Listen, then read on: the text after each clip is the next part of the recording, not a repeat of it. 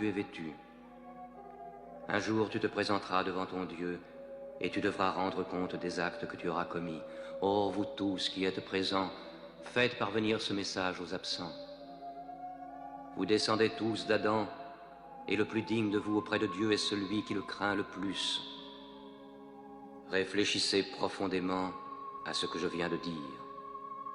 Que toutes vos querelles soient abolies. Tous les musulmans sont frères. Entre musulmans, il ne doit exister ni race, ni tribu.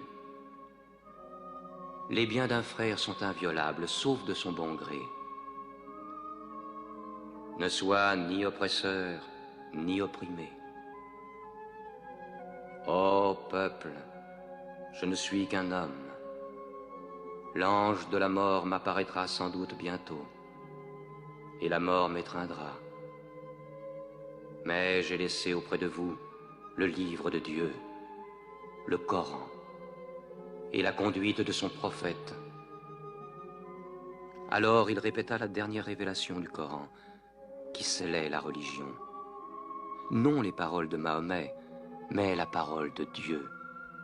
Ce jour, j'ai parachevé votre religion, j'ai terminé ma mission auprès de vous, et je vous ai choisi l'islam pour religion. Mahomet mourut dans sa 63e année, le 8 juin de l'an 632. Bon nombre de ses fidèles refusèrent de le croire. Comment un homme comme lui pourrait-il mourir? Mais Abou Bakr, le compagnon du prophète, se rendit à la mosquée. Que celui qui adorait Mahomet sache que Mahomet est mort, mais que celui qui adore Dieu sache que Dieu est vivant et qu'il ne peut pas mourir. Mahomet fut enterré près de sa mosquée, à Médine. Mais la religion qu'il prêcha trouva sa place dans le cœur des hommes. Elle s'y fortifia, elle s'y multiplia. Aujourd'hui, à la Mecque, ils viennent encore.